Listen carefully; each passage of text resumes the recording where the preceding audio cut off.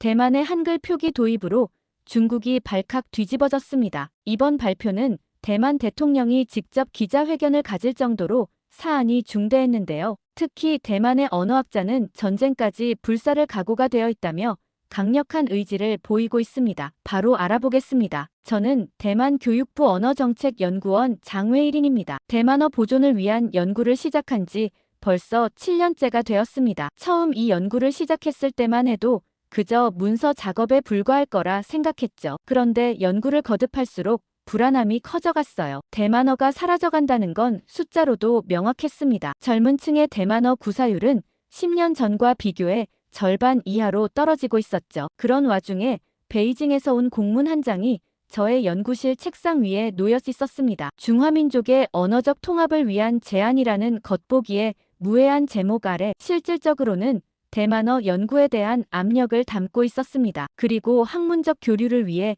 귀하의 연구 자료를 공유해달라는 부탁은 속내가 시커멓게 보였어요. 지난 학회에서도 중국 측 연구원들은 대만어는 하나의 중국 아래 단지 방언에 불과하다며 저의 발표를 끊임없이 방해했었죠. 가슴속에서는 분노가 일었지만 동시에 이런 압박이 제 연구의 중요성을 역설적으로 증명한다는 생각이 들었습니다. 그들이 두려워하는 것은 단순히 언어가 아니라 그 언어가 담고 있는 정체성과 역사 그리고 독립적 문화의 힘이었습니다. 하지만 어떻게 대만어를 지켜야 할지 막막하기만 했죠. 매일 아침 연구실에 들어서며 똑같은 질문이 머릿속을 맴돌았습니다. 이대로 가면 대만어는 정말 사라지는 걸까?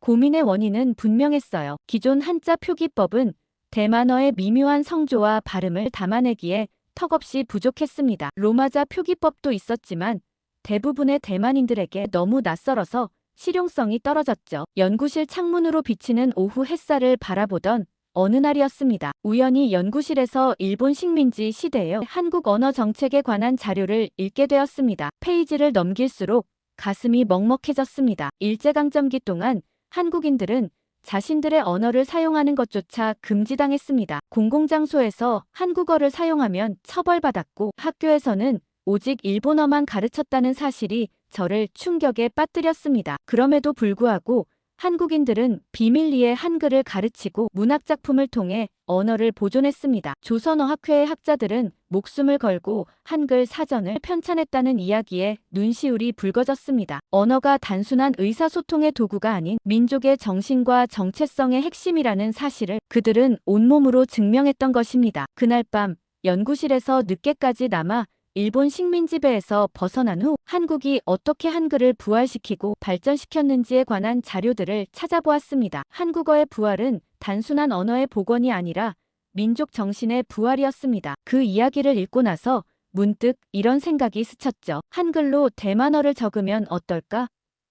처음에는 그저 지나가는 생각이었습니다. 한글 말고도 다른 여러 언어로 시도해봤지만 별 진전이 없었거든요. 하지만 한글은 소리를 표기하기 위해 과학적으로 설계된 문자 아닌가? 대만어의 복잡한 성조와 발음을 표현하기에 적합하지 않을까? 이런 질문들이 머릿속을 떠나지 않았습니다. 다음 날 아침 서둘러 연구실로 향했습니다. 몇몇 학생 연구원들을 불러 모아 제 생각을 나눴죠. 한글로 대만어를 적어보는 실험을 해보자고 제안했습니다. 학생들의 반응은 제가 예상했던 것보다 훨씬 열정적이었어요. 그중 한 학생은 이미 한류 팬으로서 한글을 익히고 있다고 말했습니다. 또 다른 학생은 언어학에 관심이 많아 한글의 과학적 원리에 매료되어 있다고 하더라고요. 저는 그 즉시 디테일한 작업에 들어갔습니다. 가장 먼저 할 일은 대만어의 음소를 분석하고 한글과 대응시키는 작업이었어요. 대만어의 성조를 어떻게 표기할지도 중요한 문제였습니다. 밤낮을 가리지 않고 연구했죠. 약 한 달 후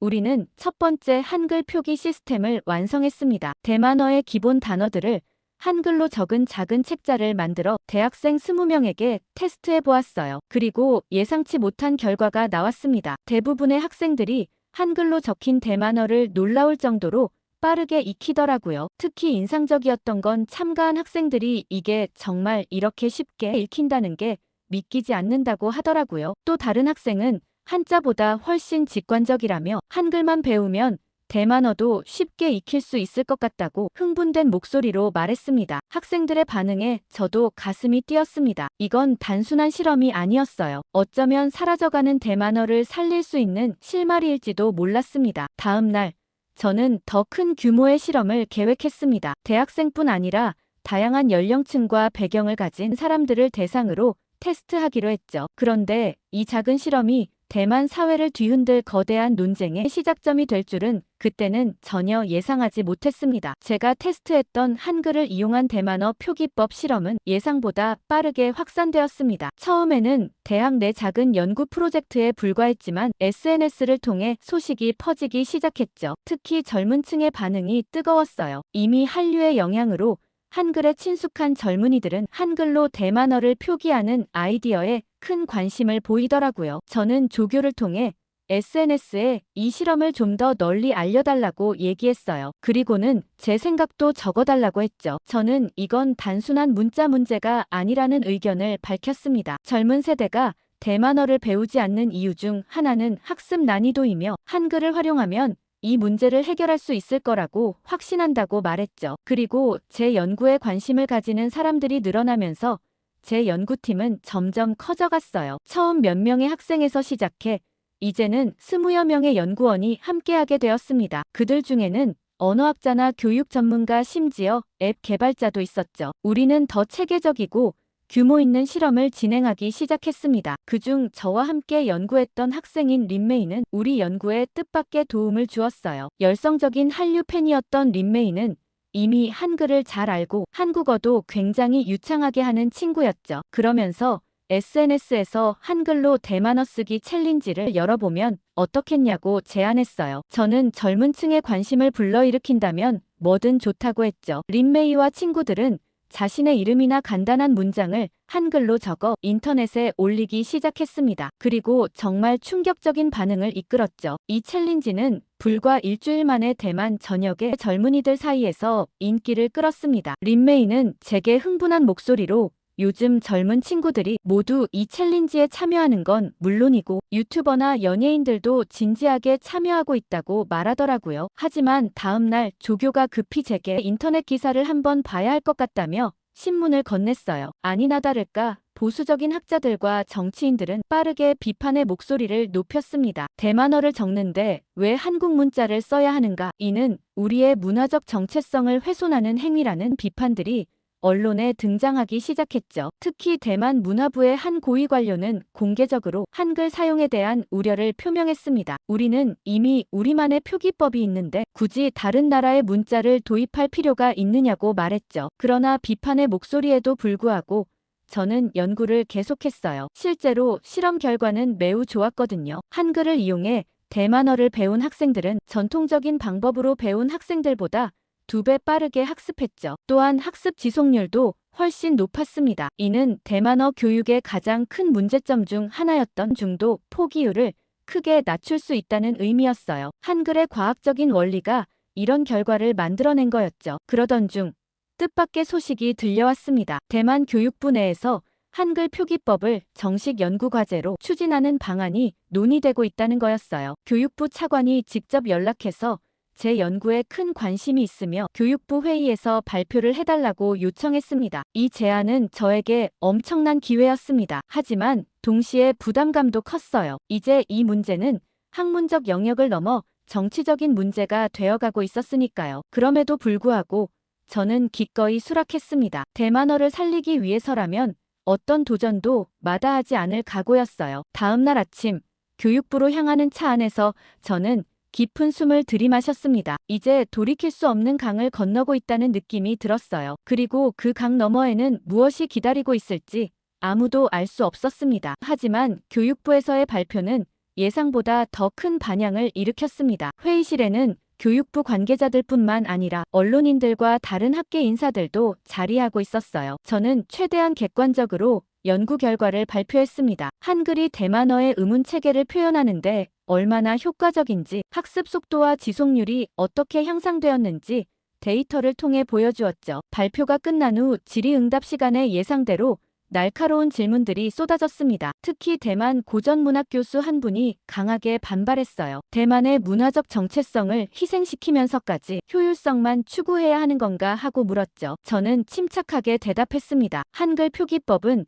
한자를 대체하는 것이 아니라 보조수단으로 활용하자는 제안이며 문화적 정체성과 실용성은 함께 갈 수 있다고 말했어요. 그러나 저의 발표 이후 상황은 예상치 못한 방향으로 흘러갔어요. 대만 교육부의 고위관료 위정하오가 적극적으로 나서 한글 표기법 연구는 대만의 정체성을 버리는 일이라며 강하게 비난하더라고요. 나중에 알고 봤더니 위정하오는 중국과 긴밀한 관계를 맺고 있었고 그의 행동에는 단순한 문화적 보수주의를 넘어선 정치적 의도가 담겨 있는 게 분명해 보였어요. 하지만 그 당시에 저는 제대로 된 답변을 하지 못하고 소극적으로 대응할 수밖에 없었죠. 며칠 후 저는 위정하오로부터 긴급 미팅 요청을 받았습니다. 그의 사무실에 들어서자 차가운 표정으로 저를 맞이했어요. 그는 제 연구가 가져올 정치적 파장을 생각해 보았냐며 물었죠. 저는 의아했습니다. 이건 언어학 연구인데 정치와 무슨 상관이 있냐고 말하려 했지만 위정하오가 제 말을 자르며 냉소적으로 웃었습니다. 그는 대만이 한자를 버리고 다른 문자를 도입한다면 중국은 이를 어떻게 볼 것 같으냐며 이는 외교적 문제로 비화될 수 있다고 경고했어요. 그제서야 저는 상황의 심각성을 깨달았습니다. 이건 단순한 학술적 논쟁이 아니었어요. 중국과의 복잡한 관계 속에서 한글 도입은 또 다른 정치적 발화점이 될 수 있었습니다. 저는 중국과의 관계를 끊어내는 게 필요하다며 한글은 우리에게 또 다른 기회라고 설명했습니다. 그러자 위정하오는 중국의 영향력이 있는 한 절대 그렇게 될 수 없다며 한국 같은 힘없는 나라는 아무 도움이 안 된다고 강하게 비난했어요. 그리고 며칠 후 현지 신문에 충격적인 기사가 실렸어요. 한국이 대만을 문화식민지로 만들기 위해 대만어의 한글 도입을 추진하고 있다는 내용이었습니다. 기사의 출처를 추적해보니 위정하오와 가까운 언론인이 작성한 것이었죠. 저는 즉시 반박 성명을 발표했지만 이미 여론은 양분되기 시작했습니다. 그런데 더 큰 문제가 생겼습니다. 중국 외교부 대변인이 공식 브리핑에서 이 문제를 언급한 것이었습니다. 그는 만약 대만 정부가 한글을 공식 표기법으로 인정한다면 이는 중국 문화에 대한 명백한 도전으로 간주될 것이며 그에 따른 조치를 취할 수밖에 없을 것이라고 말했습니다. 이 발언은 즉시 국제적인 뉴스가 되었고 대만 정부는 당혹감을 감추지 못했습니다. 교육부에서는 급히 한글 표기법 연구에 대한 공식 입장을 정리하기 시작했어요. 그저 단순한 연구일 뿐 절대 정치적인 의도가 없다는 얘기였죠. 그리고 저를 보고 이 연구를 그만하는 게 어떻겠냐는 연락을 보내왔습니다. 하지만 저는 그럴 수 없었어요. 이제 이 연구는 저만의 것이 아니라는 생각이 들었거든요. 그 뉴스를 보고 나서 대만의 젊은 시민단체들이 우리의 언어는 우리가 결정한다라는 슬로건 아래 집회를 열었어요. 린메이와 같은 젊은이들은 SNS에서 더욱 활발하게 한글 표기법을 지지하는 캠페인을 벌였습니다. 린메이는 SNS에 이건 단순히 문자 선택의 문제가 아니라 우리 자신의 미래를 결정할 권리에 관한 문제라는 글을 올렸고 이 글은 수만 명에게 공유되었습니다. 그러던 어느 날 저는 연구실에서 밤늦게까지 남아 데이터를 재검토하고 있었어요. 창밖에서는 비가 내리고 있었습니다. 그때 연구실 전화가 울렸어요. 교육부 차관이었습니다. 차관은 정말 죄송하지만 현 상황에서는 한글 표기법 연구를 잠시 중단해달라고 요청했습니다. 공식적인 지시가 곧 내려갈 것이라고 덧붙였죠. 전화를 끊고 창밖의 빗방울을 바라보며 깊은 한숨을 내쉬었습니다. 하지만 그날 밤 저는 새로운 결심을 했습니다. 공식적인 지원 없이도 어떻게든 이 연구를 계속해 나가야겠다고 다짐했죠. 물론 교육부의 압력으로 공식 연구는 중단되었지만 한글 표기법에 대한 논쟁은 오히려 대만 사회 전체로 확산되었습니다. 거리 곳곳에서는 토론회가 열렸고 TV에서는 특별 프로그램이 방영되었죠. 신문의 사설란은 찬반 의견으로 뜨거웠습니다. 한글 표기법은 더 이상 단순한 학술적 주제가 아니었어요. 대만의 정체성과 중국과의 관계 그리고 젊은 세대의 문화적 지향점 등 복잡한 사회적 이슈가 얽혀있는 문제가 되었습니다. 저는 공식 연구는 중단했지만 개인적으로는 계속해서 자료를 모으고 분석했어요. 연구실은 더 이상 대학의 지원을 받지 못했지만 뜻밖에도 많은 학생들과 시민들이 자원봉사자로 나서주었습니다. 우리는 작은 커뮤니티 센터에 임시 연구 공간을 마련했고 주말마다 모여 한글로 대만어를 가르치는 무료 강좌를 개설했죠. 타이베이의 오래된 상가 건물 2층 좁은 계단을 올라 도착한 우리의 임시 연구실은 창문으로 들어오는 따스한 햇살이 공간을 밝게 비추었습니다. 벽에는 한글과 대만어를 연결한 차트들이 빼곡히 붙어 있었고 테이블 위에는 학생들이 연습한 한글 필기 노트들이 쌓여 있었어요. 비록 초라한 공간이었지만 이곳에서 피어나는 열정은 그 어떤 화려한 대학 연구실보다 뜨거웠습니다. 한편 린메이는 더욱 적극적으로 활동했습니다. 그녀는 SNS에서 대만어를 지키려면 방법을 가리지 말자는 해시태그 캠페인을 시작했어요. 이 캠페인은 빠르게 확산되어 대만 전역의 젊은이들 사이에서 큰 호응을 얻었습니다. 린메이가 작성한 글에는 우리가 중요하게 여겨야 할 것은 방법이 아니라 목적이라며 대만어를 살리는 것이 우리의 목표라는 메시지가 담겨 있었습니다. 그녀의 이 말에 많은 이들이 공감했죠. 그러나 위정하오를 필두로 한 단체들은 보수층에 바람을 불어넣었습니다. 극단적인 보수층에서는 린메이에게 협박 메시지를 보내기 시작했어요. 반역자, 대만 문화의 배신자, 한국의 하수인 같은 악의적인 댓글이 그녀의 SNS 계정에 달렸죠. 어느 날 린메이는 눈물을 글썽이며 저를 찾아왔습니다. 빗속을 뚫고 온 린메이의 젖은 머리카락에서는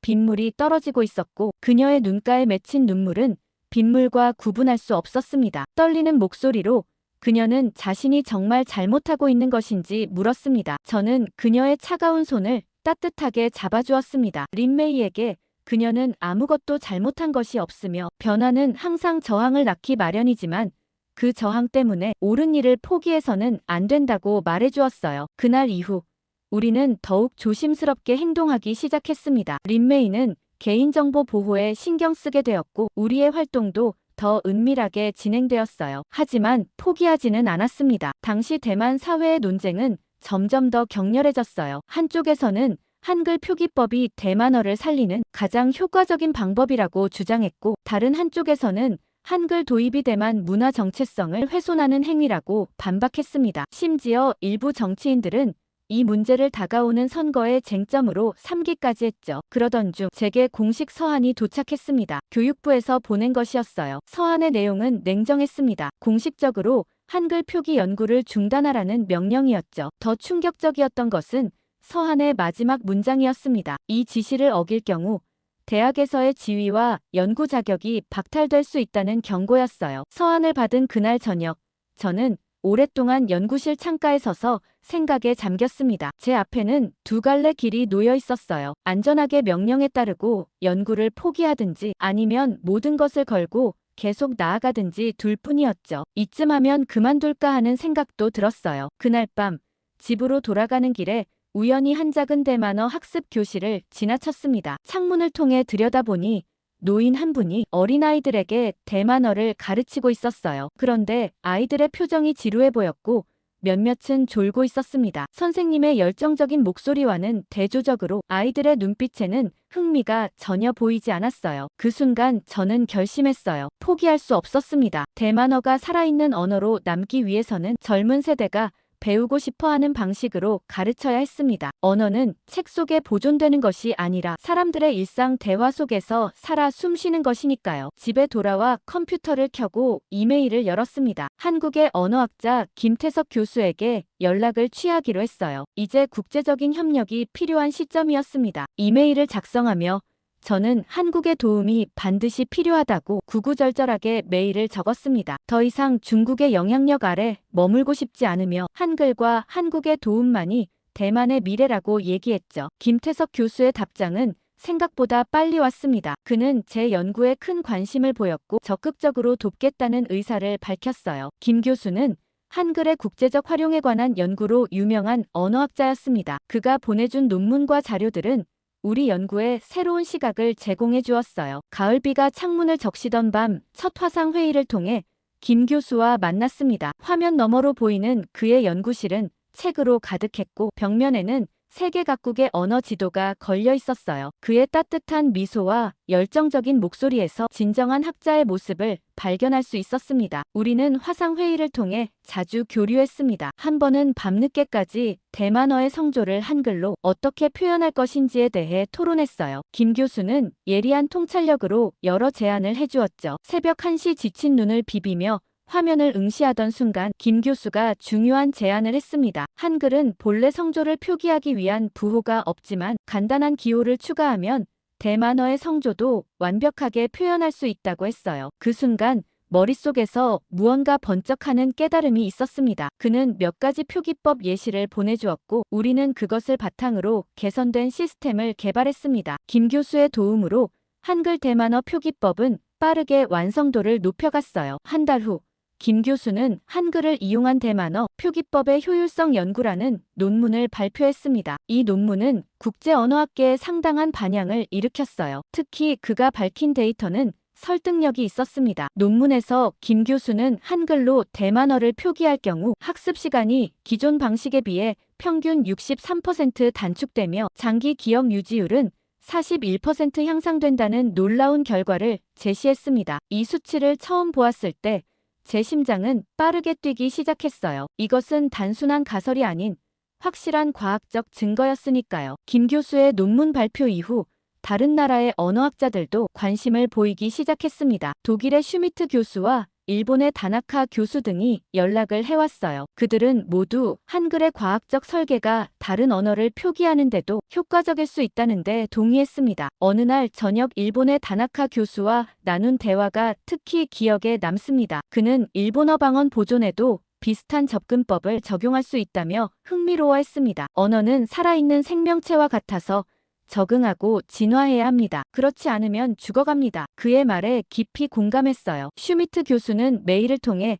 한글은 단순한 한국 문자가 아니라 소리 중심의 언어를 기록하는데 매우 효과적인 도구라고 말했습니다. 그의 이 말은 제게 큰 힘이 되었어요. 국제언어학회에서는 특별 심포지엄이 개최되었습니다. 소멸위기 언어 보존을 위한 문자 체계 연구라는 주제로 저와 김 교수가 공동 발표자로 초청받았죠. 비록 대만에서의 공식 연구는 중단되었지만 국제적으로는 오히려 더 큰 관심을 받게 된 아이러니한 상황이었습니다. 세계 각국의 언어학자들이 모인 회의장, 저는 약간의 떨림을 느끼며 단상에 올랐습니다. 그곳에서 대만어의 아름다움과 그것을 지키기 위한 우리의 노력을 설명했어요. 발표가 끝난 후 청중들의 뜨거운 박수 소리가 귓가에 울렸습니다. 그 순간 느낀 감정은 말로 표현하기 어려웠어요. 심포지엄에서의 발표는 온라인으로도 중계되었고 대만의 많은 학생들과 시민들이 이를 시청했어요. 그들 중 상당수가 SNS를 통해 지지 메시지를 보내주었습니다. 국제적인 지지는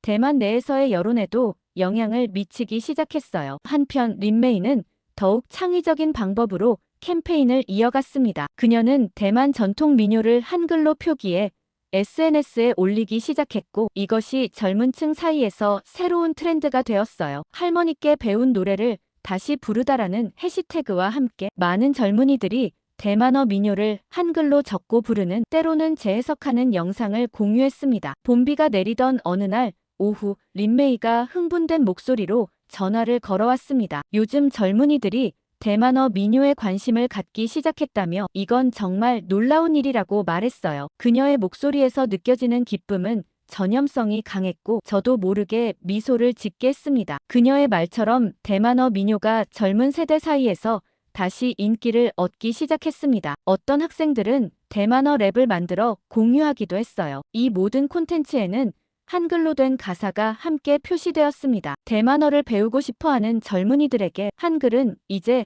새로운 도구가 되어가고 있었어요. 김 교수는 이런 현상을 문화적 부활의 시작이라고 표현했습니다. 그는 한국의 한류 현상이 한글에 대한 관심으로 이어지고 이것이 다시 대만어 학습으로 연결되는 과정을 흥미롭게 관찰했습니다. 늦은 밤, 김 교수와의 화상 통화에서 그는 이건 단순한 언어 문제가 아니라 문화적 교류와 상호 영향의 아름다운 예시라고 말했습니다. 화면 너머로 보이는 그의 진심 어린 표정에서 학문을 넘어선 감동을 느낄 수 있었어요. 그의 말에 깊이 공감했습니다. 처음에는 단순히 대만어를 효과적으로 표기하기 위한 방법을 찾던 것이 이제는 더 큰 문화적 흐름의 일부가 되어가고 있었어요. 국제학계의 지지는 대만 정부에도 영향을 미쳤습니다. 이제 그들은 한글 표기법 연구를 무조건 억압할 수 없게 되었어요. 정부 내에서도 이 문제를 다시 검토해야 한다는 목소리가 나오기 시작했습니다. 그러던 어느 날 창가에 앉아 비 내리는 타이베이 거리를 바라보고 있을 때 교육부로부터 예상치 못한 연락이 왔어요. 정부 내 긴급회의가 소집되었고 저에게 참석 요청이 왔다는 것입니다. 대만어 보존 정책을 전면 재검토한다는 내용이었죠. 그리고 이 회의에는 위정하오를 포함한 고위 관료들이 모두 참석할 예정이었습니다. 다음 날 교육부 회의실에 들어서자 긴장감이 감돌았습니다. 장관을 비롯한 고위 관료들이 테이블 주위에 앉아 있었고 위정하오는 제가 들어서자 불편한 표정을 숨기지 못했어요. 회의가 시작되기 전 교육부 차관이 제게 다가왔습니다. 차관의 낮은 목소리에는 걱정이 묻어났습니다. 장 교수님, 오늘 회의는 매우 중요합니다.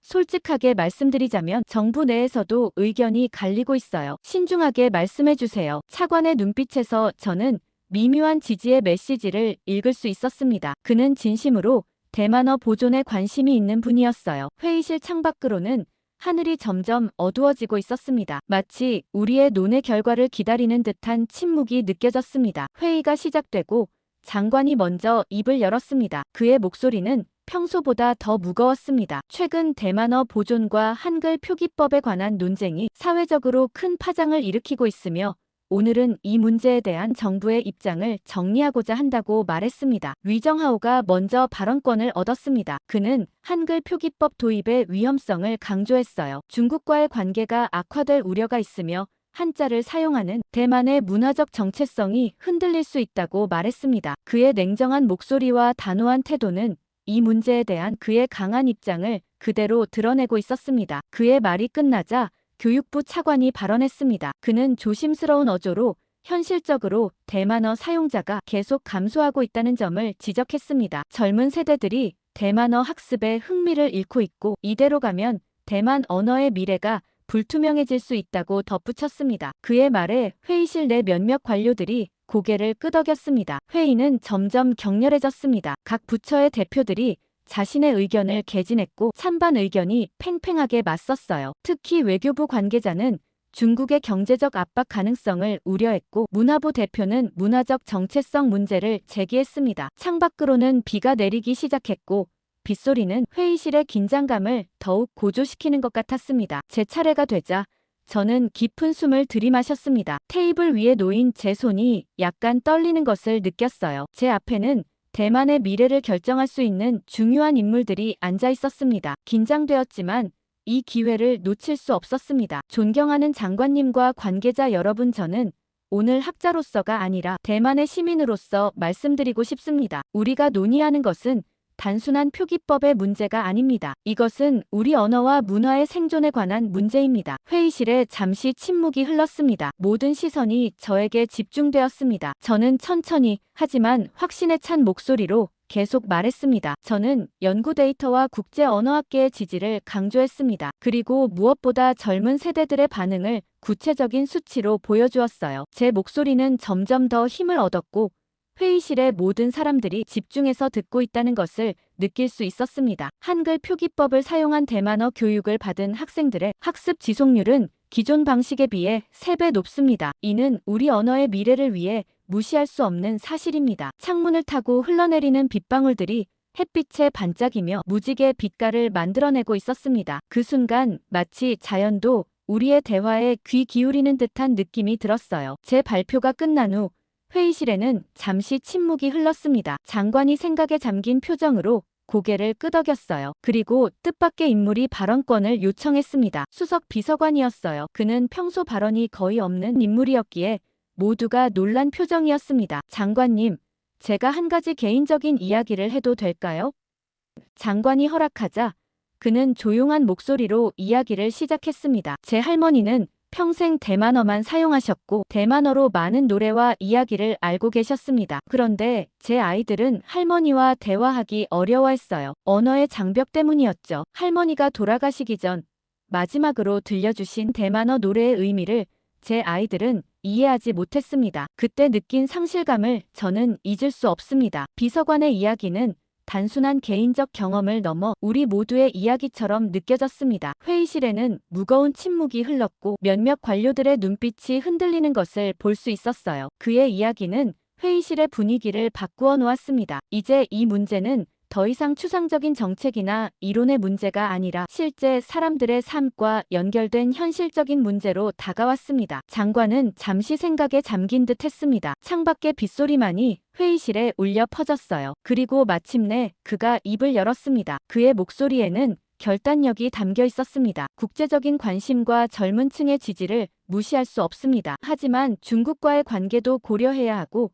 우리의 문화적 정체성도 중요합니다. 모든 것을 고려해 대만어 보존을 위한 방안으로 한글 표기법을 공식적으로 검토하기로 결정했습니다. 이 발표에 위정하오는 곧바로 반발했습니다. 그의 얼굴이 붉어지고 목소리가 높아졌습니다. 장관님, 이는 매우 위험한 결정이며 중국은 분명 강하게 반발할 것이라고 주장했습니다. 장관은 위정하오의 눈을 똑바로 바라보며 단호하게 대답했어요. 그의 목소리는 조용했지만 강한 확신이 담겨 있었습니다. 우리는 중국과의 관계만 고려할 수는 없으며 대만 언어와 문화의 미래도 중요한 문제라고 말했습니다. 물론 신중하게 접근할 것이라고 덧붙였죠. 회의가 끝난 후 차관이 제게 다가왔습니다. 그의 표정에는 안도감과 걱정이 함께 섞여 있었어요. 그는 정부가 한글을 대만어의 보조 표기법으로 검토하기로 결정했다는 것을 알려주었습니다. 공식 발표는 다음 주에 있을 예정이며 준비해달라고 부탁했습니다. 교육부를 나서며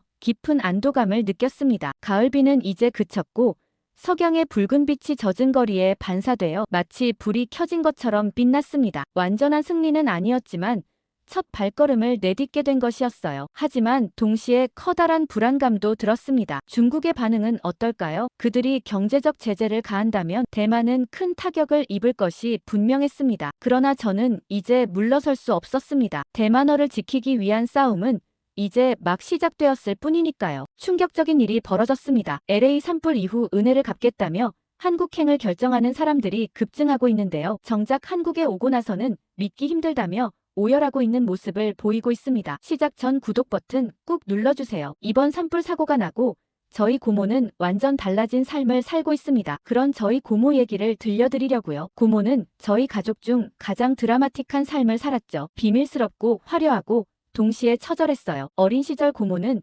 저에게 신비로운 존재였습니다. 명절이나 가족 모임에서도 좀처럼 모습을 드러내지 않았죠. 가끔 나타나면 마치 영화 속에서 튀어나온 사람 같았어요. 손에 닿지 않는 먼 세상을 살아가는 것처럼 보였습니다. 사실 고모는 그럴 만한 사람이었죠. 부잣집 회장님의 정부로 살았으니까요. 어린 시절 저는 고모의 이야기를 정확히 알지 못했습니다. 그냥 돈 많은 사람이랑 산다는 정도로만 알고 있었죠. 하지만 자라면서 하나둘씩 퍼즐 조각이 맞춰졌어요. 고모는 회장님과 오랜 시간 함께 지냈습니다. 결혼은 아니었지만 아이도 있었고 부유한 삶을 누렸죠. 하지만 그 화려함 뒤에는 남들이 쉽게 알지 못하는 외로움과 불안이 있었어요. 언제까지나 이 생활이 지속될 수는 없다는 걸 누구보다 잘 알고 있었을 겁니다. 그런데 그런 고모의 삶이 완전히 뒤바뀐 날이 있었죠. 바로 LA 대형 산불이 발생한 날이었어요. 고모는 로스앤젤레스 외곽에 위치한 대저택에서 아이와 함께 살고 있었습니다. 회장님은 가끔씩 찾아왔고 평소에는 고모와 아이 단둘이서 시간을 보냈죠. 그러던 어느 날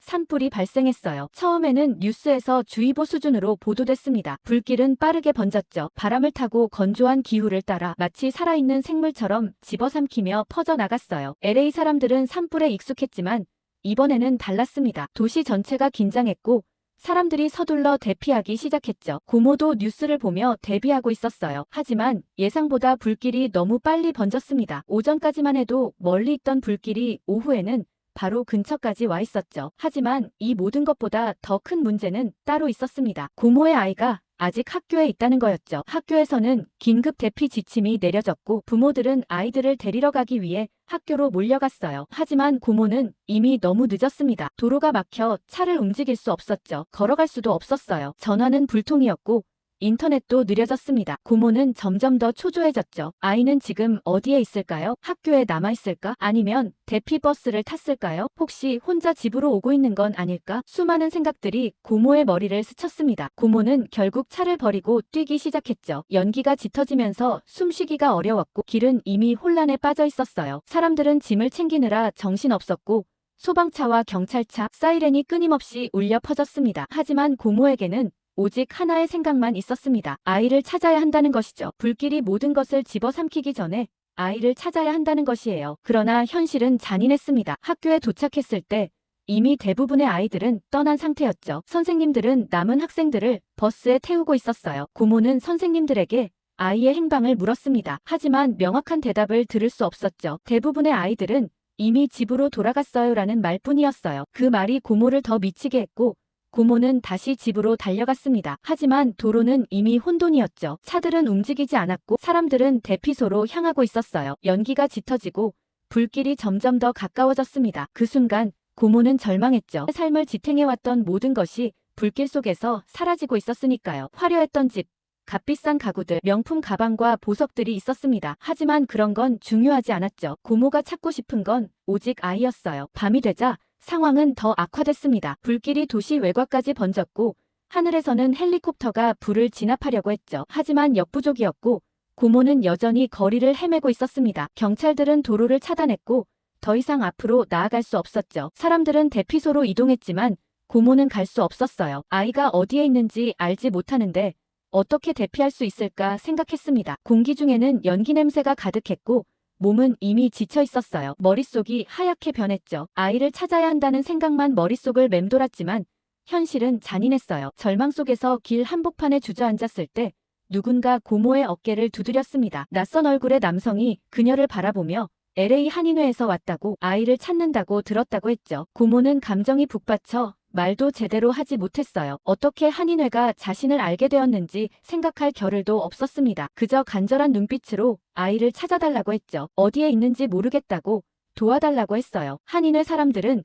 이미 발 빠르게 움직이고 있었습니다. 직접 사람들이 돌아다니는 대신 드론을 띄우기로 했죠. 연기가 자욱한 거리를 사람들의 발로 뒤지는 것은 위험했고 드론을 통해 넓은 지역을 빠르게 수색하는 것이 더 효과적이었어요. 한인회 관계자들은 노트북 앞에 앉아 화면을 지켜봤습니다. 드론이 하늘을 가로지르며 아이를 찾기 시작했고 고모는 손을 모으고 간절히 기도했죠. 시간이 흐를수록 고모의 불안감은 커졌습니다. 시간이 지나도 화면에는 비슷한 거리와 불타는 건물들만 가득했죠. 드론이 폐허가 된 골목을 지나갈 때 한인회 관계자 중 한 사람이 화면을 가리키며 외쳤어요. 저기 아이가 있는 것 같다고 했습니다. 모두의 시선이 한 곳으로 집중됐죠. 화면 속 길가 한쪽에서 작은 아이가 웅크리고 있었어요. 연기와 먼지 때문에 얼굴이 희미했지만 옷차림이 아이와 일치했습니다. 고모는 자신의 아이가 맞다고 소리쳤죠. 한인회 사람들은 즉각 행동에 나섰어요. 근처에 있던 구조팀이 해당 위치로 출동했습니다. 하지만 도로가 막혀 접근이 쉽지 않았죠. 한인회에서 직접 한 사람이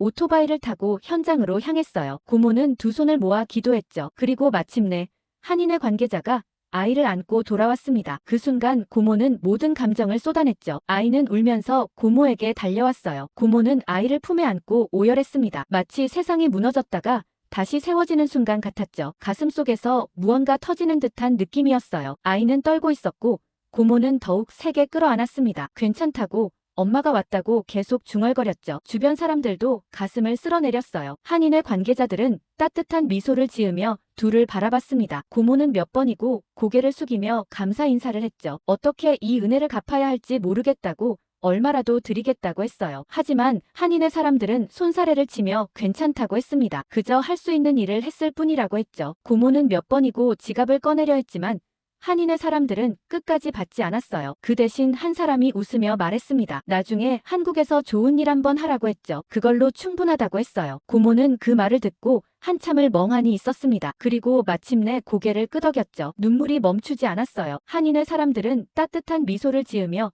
뒷정리를 하기 시작했습니다. 그리고 한인회 사람들은 고모와 아이를 차에 태워 안전한 곳으로 이동하도록 도왔죠. 알고 봤더니 한인회 사람들은 혹시나 하는 마음으로 불길 속에 여전히 남아있는 사람들을 찾아다녔고 우연히 조카의 학교 선생님을 만나 고모의 얘기를 들었다고 했어요. 그리곤 불길 속에 고모를 찾아왔던 거죠. 그날 밤 고모는 아이를 품에 안고 한숨도 자지 못했어요. 아이의 체온을 느끼면서도 여전히 실감이 나지 않았습니다. 만약 한인회의 도움이 없었다면 아이를 찾지 못했을지도 몰랐죠. 이때까지 가지고 있던 모든 것을 잃어도 상관없었어요. 하지만 아이만큼은 잃을 수 없었습니다. 고모는 한인회 사람들의 말을 떠올렸죠. 나중에 한국에서 좋은 일 한번 하라고 했어요. 고모는 그 말을 마음속 깊이 새겼습니다. 이 은혜를 어떻게든 갚아야겠다고 생각했죠. 그날 이후 고모의 삶은 완전히 달라졌습니다. 화려한 재산과 호화로운 삶은 사라졌지만 그녀에게는 더 소중한 것이 남아있었죠. 그것은 바로 사람들의 선한 마음과 자신의 아이였어요. 그리고 언젠가 그녀도 누군가에게 따뜻한 손을 내밀 날이 올 거라고 믿었습니다. 산불이 모든 걸 삼켜버린 이후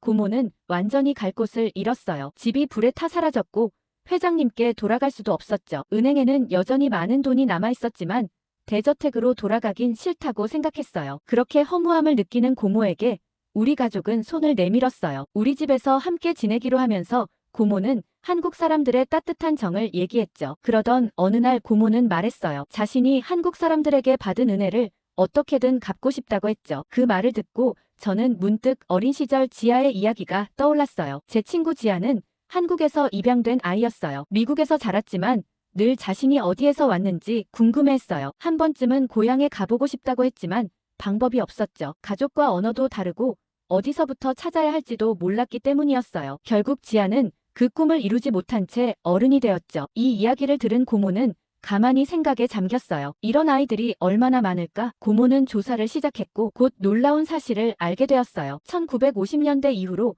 한국에서 해외로 입양된 아이들의 수는 20만 명이 넘는다는 것이었죠. 특히 미국으로 입양된 한인은 10만 명 이상이었어요. 한국은 한때 세계에서 가장 많은 해외 입양을 보낸 나라였어요. 한창 많을 때는 한 해에만 6천 명 이상의 아이들이 해외로 보내졌죠. 고모는 이 숫자들을 보며 충격을 받았어요. 그저 몇몇 사람들의 이야기가 아니라 수십만 명의 한인들이 태어난 나라를 떠나 해외에서 살아가고 있었던 거였죠. 이들 중 많은 사람이 자신의 뿌리를 찾고 싶어 했지만 현실적인 장벽이 너무 많았어요. 언어의 문제, 서류의 복잡함, 그리고 무엇보다도 어디서부터 시작해야 할지 모르는 막막함. 고모는 입양인들의 이야기를 하나둘 찾아 읽기 시작했어요. 그들의 경험담을 보며 점점 더 깊은 고민에 빠졌죠. 입양된 사람들 중에는 자신이 한국에서 왔다는 사실을 성인이 되어서야 알게 된 경우도 있었어요. 부모님이 한국에서 왔다는 사실을 숨겼거나 어릴 때 입양되어 전혀 기억하지 못하는 경우도 많았어요. 그리고 그들 중 일부는 자신의 생부모를 찾고 싶어 했죠. 하지만 많은 경우 서류가 사라지거나 불완전한 경우가 많았고 시간이 지나면서 가족을 찾는 것이 점점 더 어려워졌어요. 고모는 점점 더 이 문제에 관심을 가지게 됐어요. 단순히 과거의 기록을 찾는 것이 아니라 그들이 자신의 정체성을 찾을 수 있도록 돕고 싶다는 생각이 들었죠. 수십만 명의 사람들이 태어난 나라에 대해 알지 못하고 살아간다는 사실이 안타까웠어요. 그리고 그들에게 도움을 줄 방법이 있을까 고민하기 시작했죠. 시간이 지날수록 고모는 더욱 적극적으로 움직이기 시작했어요. 입양인들의 인터뷰를 찾아보고 한국 정부의 입양 관련 자료를 조사했어요. 그 과정에서 고모는 입양인들이 친부모를 찾는 일이 결코 쉽지 않다는 걸 깨달았죠. 서류는 오래전에 폐기되거나 불완전한 경우가 많았고 입양된 지 오래된 경우 가족이 이사를 가거나 연락이 끊긴 경우도 많았어요. 그럼에도 불구하고 많은 입양인들이 한국을 찾고 싶어 한다는 사실에 고모는 더욱 이 문제에 관심을 가지게 됐죠. 입양인들의 이야기를 읽으며 고모는 점점 더 깊은 고민에 빠졌어요. 그들은 단순한 출생지가 아니라 자신의 정체성을 찾고 싶어 했어요. 누구나 자신의 뿌리를 알고 싶어 하는 건 당연한 일이었죠. 하지만 그 과정이 너무나 험난했고 도움을 받을 곳이 많지 않았어요. 고모는 이들에게 어떻게든 힘이 되고 싶었어요. 그들을 돕는 것이야말로 자신이 받은 은혜를 갚는 길이라고 생각하게 됐죠. 고모는 결심했어요. 입양아들이 한국을 찾을 수 있도록 돕는 일을 해보기로 했어요. 물론 고모 혼자서 할 수 있는 일은 많지 않았어요. 하지만 정보라도 모으고 자료를 정리해서 공유하면 도움이 될 것 같았죠. 처음엔 입양된 사람들이 친부모를 찾을 수 있도록 한국의 입양 관련 기관과 연결하는 방법을 알아봤어요. 이후에는 입양인들이 한국을 방문할 때 도움을 줄 수 있는 방법을 고민했죠. 그러던 고모는 입양아들이 한국과 연결될 수 있는 공간이 필요하다는 걸 절실히 깨닫게 되었어요. 그동안 많은 입양인들이 자신이 어디에서 왔는지 알고 싶어 했지만 그들을 위한 마땅한 공간은 없었죠. 한국어를 배우고 싶어도 기회가 부족했고 한국 문화를 이해할 기회조차 제한적이었어요. 고모는 입양아들이 정체성을 찾을 수 있는 곳을 만들기로 결심했어요. 센터를 설립하는 일은 쉽지 않았어요. 하지만 고모는 자신의 자금력을 활용하고 한인회와 협력하면서 이 일을 빠르게 추진했어요. 한인회에서도 이 계획에 공감했고 많은 도움을 주기로 했죠. 그렇게 해서 입양아들을 위한 센터가 탄생하게 되었어요. 센터에서는 다양한 프로그램이 운영되었어요. 우선 한국어 교육이 가장 중요한 부분이었어요. 많은 입양아들이 한국어를 배우고 싶어 했지만 제대로 가르쳐줄 곳이 부족했죠. 그래서 체계적인 한국어 수업을 마련했어요. 초급부터 고급까지 수준별로 나누어 수업을 진행했고 실생활에서 쓸 수 있는 표현들을 중심으로 가르쳤어요. 한국어를 배우면서 입양아들은 비로소 자신의 뿌리를 더 가까이 느낄 수 있었어요. 뿐만 아니라 한국 역사와 문화에 대한 강좌도 운영했어요. 입양아들이 단순히 언어만 배우는 것이 아니라 자신이 태어난 나라의 역사와 문화를 이해하는 것도 중요했어요. 센터에서는 입양아들끼리 서로 교류할 수 있는 공간도 마련했어요. 처음에는 어색해하던 아이들도 점차 서로를 이해하고 공감하면서 깊은 유대감을 형성하게 되었죠. 서로에게 힘이 되어주는 모습은 감동적이었어요. 센터가 운영되면서 많은 입양아들이 관심을 가졌어요. 소식을 들은 한인회에서도 적극적으로 도왔어요. 한국어를 가르칠 자원봉사자들을 연결해 주었고 역사와 문화를 가르칠 강사들도 추천해 줬어요. 덕분에 센터는 더욱 체계적으로 운영될 수 있었어요. 무엇보다도 한국어를 배우면서 즐거워하는 입양아들의 모습을 보는 것은 큰 보람이었죠. 어느 날 고모는 수업을 듣고 있는 아이들을 바라보며 뿌듯함을 느꼈어요. 고모는 그제서야 내가 정말 의미 있는 일을 하고 있구나라고 생각했어요. 그간 아무리 많은 돈을 가지고 있어도 느낄 수 없던 감정이었죠. 센터가 점점 성장하면서 입양아들뿐만 아니라 그들의 가족들도 관심을 보이기 시작했어요. 입양 부모들은 자녀들이 한국 문화를 배우는 모습을 흐뭇하게 바라보았고 더 많은 프로그램을 요청하기도 했어요. 센터가 운영된 지 얼마 지나지 않아 입양아들 사이에서 작은 변화가 일어나기 시작했어요. 처음에는 자신의 정체성에 대해 혼란스러워하던 아이들이 점점 자신감을 갖게 되었어요. 한국어로 대화하는 모습을 보이며 자신이 한국에서 태어났다는 사실을 긍정적으로 받아들이기 시작했죠. 또한 한국을 방문하고 싶다는 아이들도 많아졌어요. 그러던 어느 날 저는 지아에게 센터에 한번 놀러오라고 얘기했습니다. 고모가 이 센터를 만든 계기가 된 지아였죠. 어릴 때부터 한국에서 입양된 후 미국에서 자란 지아는 늘 자신의 뿌리에 대해 궁금해했어요. 하지만 어디서부터 시작해야 할지 몰랐고 오랜 시간 동안 그 감정을 혼자서 품고 있었어요. 고모가 센터를 만들었다는 소식을 듣고 망설였지만 결국 문을 두드리게 되었어요. 처음에는 지아도 어색했어요. 자신의 이야기와 비슷한 배경을 가진 사람들이 모여있는 공간이었지만 선뜻 마음을 열기가 쉽지 않아 보였어요. 그러나 시간이 지나면서 점차 센터에서의 생활에 익숙해졌죠. 지아는 한국어 수업을 들으며 자신의 뿌리를 더 깊이 이해하기 시작했고 역사와 문화를 배우며 한국과의 연결고리를 만들어 나갔어요. 무엇보다도 비슷한 고민을 가진 사람들과 소통하면서 마음속에 있던 외로움을 조금씩 덜어낼 수 있다고 하더라고요. 고모는 지아와 자연스럽게 가까워졌어요. 센터에서 함께하는 시간이 많아지면서 지아의 마음속 깊은 아픔을 알게 되었죠. 지아는 어릴 적부터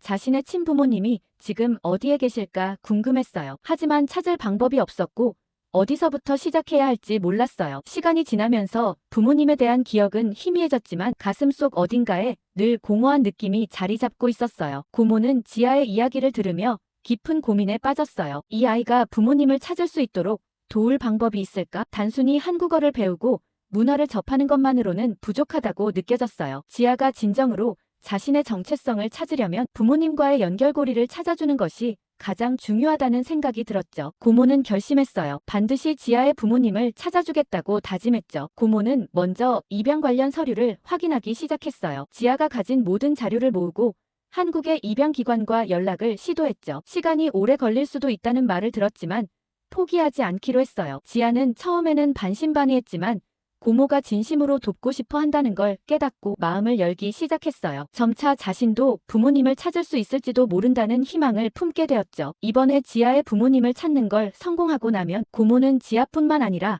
다른 입양아들에게도 같은 기회를 주고 싶었어요. 그래서 더 열심히 임했죠. 고모는 여러 기관과 연락을 주고받으며 가능성을 하나하나 확인해 나갔어요. 과정은 쉽지 않았지만 고모는 포기하지 않았어요. 지아는 어쩌면 부모님을 만날 수 있을지도 모른다는 기대감이 생겼어요. 고모는 그런 지아를 보며 더욱 힘을 내야겠다고 생각했어요. 그간 지아도 많이 달라졌죠. 이제는 한국어로 간단한 대화도 가능했고 한국 역사와 문화를 배우면서 자신의 뿌리를 더 깊이 이해할 수 있게 되었어요. 무엇보다도 부모님을 찾기 위한 여정이 시작되면서 자신이 더 이상 길을 잃은 존재가 아니라는 걸 깨달았어요. 그동안 마음속 깊이 자리 잡고 있던 공허함이 조금씩 채워지는 느낌이었죠. 고모는 좀 더 적극적으로 유전자 검사 서비스를 활용하기로 했어요. 입양아들의 친부모를 찾기 위해서는 한국 내 생물학적 가족과의 연결이 필요했죠. 해외 입양인들을 위한 유전자 데이터베이스를 구축하고 한국의 실종자 DNA 등록 시스템과 연계하여 비교 분석을 진행했어요. 비용이 만만치 않았지만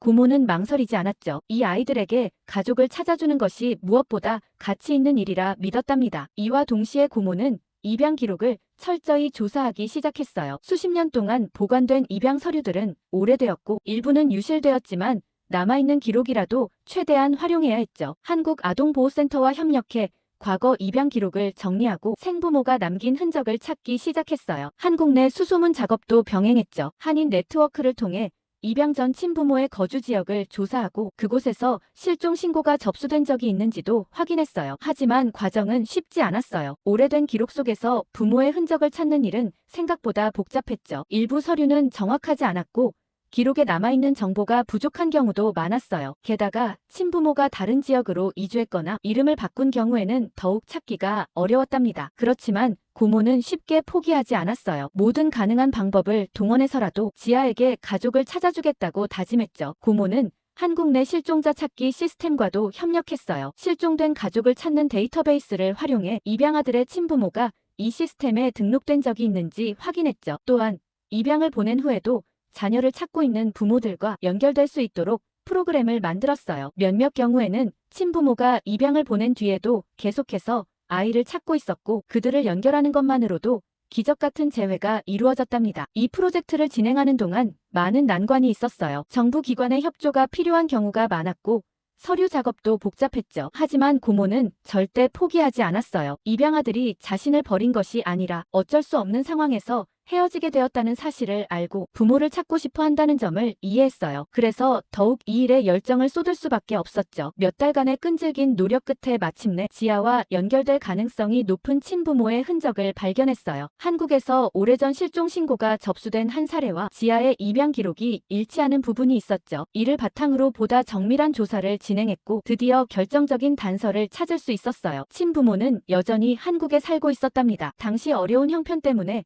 어쩔 수 없이 아이를 해외로 보낼 수밖에 없었지만 이후에도 계속해서 아이를 찾고 있었어요. 시간이 많이 흘렀지만 그들은 여전히 자식을 가슴에 품고 있었죠. 이 사실을 알게 된 순간 고모는 감정을 억누를 수 없었어요. 지금까지 해온 모든 노력이 헛되지 않았음을 깨달았답니다. 고모는 지아에게 이 소식을 전하기 전 모든 확인 절차를 마무리하고 싶었어요. 혹시라도 실수가 있으면 안 되었거든요. 고모는 한국의 담당 기관과 협력하여 마지막 검증을 진행했고 드디어 확실한 결론을 내릴 수 있었어요. 지아의 친부모가 맞다는 것이 공식적으로 확인되었답니다. 이제 남은 일은 지아에게 이 사실을 전하는 것이었어요. 오랜 시간 동안 부모님을 찾고 싶어 했던 지아에게 이 소식이 어떤 의미가 있을지 고모는 누구보다 잘 알고 있었죠. 하지만 한편으로는 지아가 감당해야 할 감정적 부담도 고려해야 했어요. 부모님을 만나는 일이 기쁨만을 의미하는 것이 아닐 수도 있었답니다. 그래서 고모는 신중하게 접근하기로 했어요. 고모는 지아를 따로 불러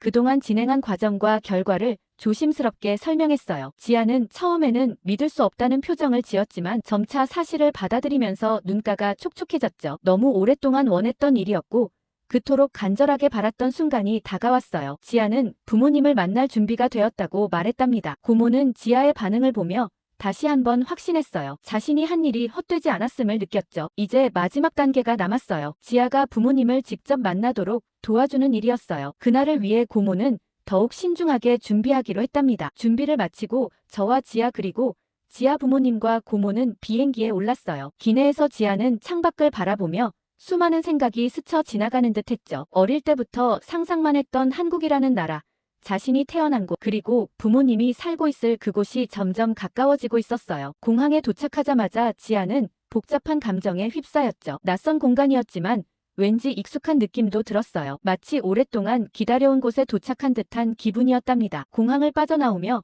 지아는 천천히 주변을 둘러보았어요. 모든 것이 새롭고 낯설면서도 동시에 따뜻하게 느껴졌어요. 내가 태어난 곳이 여기였구나. 지아는 스스로에게 그렇게 말하며 깊은 숨을 내쉬었죠. 호텔로 향하는 차 안에서도 지아는 창밖을 바라보며 말없이 생각에 잠겼어요. 한국의 거리, 사람들, 간판 하나하나가 지아에게는 특별하게 다가왔죠. 드디어 부모님을 만날 순간이 다가오고 있었어요. 부모님이 계신 장소로 가는 길은 긴장과 기대가 뒤섞인 시간이었다고 하더라고요. 차가 목적지에 가까워질수록 지아의 손은 점점 더 떨리기 시작했죠. 고모와 저는 지아의 손을 꼭 잡아주며 따뜻한 위로를 건넸죠. 마침내 도착한 곳 문 앞에 선 지아는 심장이 터질 듯이 뛰었어요. 문이 열리자마자 부모님과 눈이 마주쳤어요. 순간 시간이 멈춘 것 같았죠. 부모님은 예상치 못한 연락에 놀라면서도 눈물을 흘렸어요. 너무 오랜 세월이 흘러서 이제는 다시 볼 수 없을 거라 생각했지만 이렇게 다시 만날 수 있었답니다. 부모님은 떨리는 손으로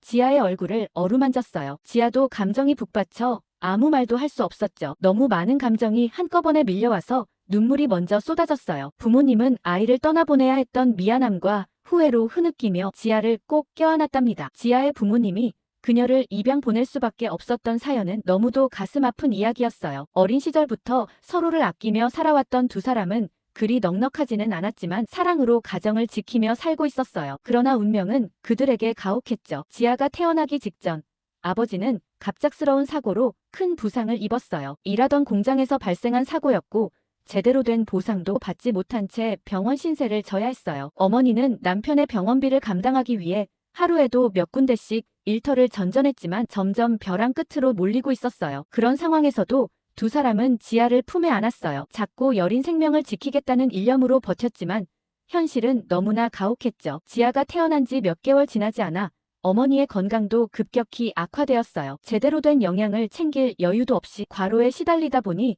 몸이 견디지 못했던 거예요. 병원에서는 장기 치료가 필요하다고 했지만 가정 형편으로는 감당할 수 없는 일이었어요. 부모님은 밤새 고민했어요. 서로의 손을 꼭 붙잡고 몇 번이나 눈물을 삼키며 이야기를 나눴죠. 지아를 위해서 무엇이 최선일까? 결국 두 사람은 너무나도 힘든 결정을 내릴 수밖에 없었어요. 그렇게 지아는 해외 입양을 가게 되었어요. 부모님은 마지막 순간까지 지아를 품에서 놓지 않으려 했어요. 하지만 그녀에게 더 나은 미래를 주고 싶었기에 가슴을 찢는 심정으로 입양 서류에 서명했어요. 공항에서 지아를 보내는 순간 어머니는 주저앉아 오열했고 아버지는 그런 아내를 부둥켜 안으며 눈물을 흘렸어요. 마지막까지 지아의 작은 손을 꼭 잡고 있다가 결국 손을 놓아야 했어요. 그리고 그 순간 부모님의 마음도 함께 무너졌죠. 지아가 떠난 후에도 부모님은 한순간도 그녀를 잊은 적이 없었어요. 매년 그녀의 생일이 되면 하늘을 보며 무사하기를 기도했고 혹시라도 다시 만날 날이 올까 희망을 놓지 않았어요. 자신들이 해줄 수 없었던 것들을 입양된 가정에서라도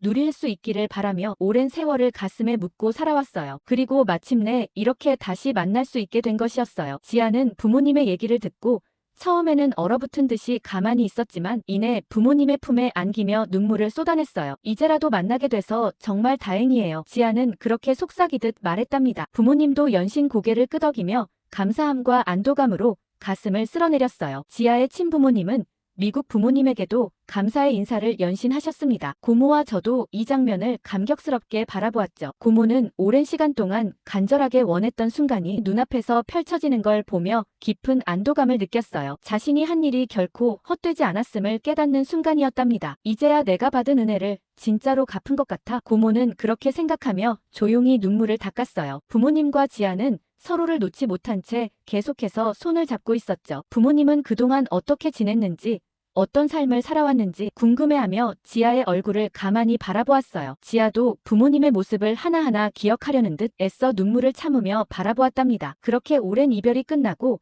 새로운 이야기가 시작되고 있었어요. 미국 부모님과 한국 부모님 그리고 지아는 오랜 시간 동안 잃어버린 시간을 되찾기 위해 조용히 이야기를 나누었어요. 처음에는 어색했지만 점점 더 편안해지고 있었답니다. 그간 서로 몰랐던 이야기들을 나누고 있었어요. 저와 고모는 한 발짝 물러서서 그 모습을 바라보며 미소 지었어요. 모든 것이 제자리를 찾아가고 있었죠. 이제 지아는 더 이상 외롭지 않았어요. 부모님을 찾았고 자신의 뿌리를 되찾았답니다. 그리고 그 곁에는 언제나 함께 해준 고모가 있었어요. 그렇게 한국에서의 시간은 감동과 회복의 순간들로 채워지고 있었어요. 고모는 이번 일을 계기로 더 많은 입양아들에게 희망을 주고 싶다고 다짐했어요. 자신의 재산을 사용해 더 많은 아이들이 부모님을 찾을 수 있도록 돕겠다는 결심을 다시 한번 굳혔죠. 지아와 부모님이 재회의 감격을 나누는 모습을 보며 이 일이 단순한 만남 이상의 의미가 있음을 깨달았어요. 이 만남은 새로운 시작이었답니다. 그리고 앞으로도 수많은 입양아들이 자신들의 가족을 찾을 수 있도록 길을 열어주겠다고 다짐했어요. 한국에서의 마지막 날 지아는 부모님과 함께 시간을 보내며 많은 이야기를 나누었어요. 짧은 시간이었지만 너무나도 소중한 순간들이었죠. 공항으로 돌아오는 길,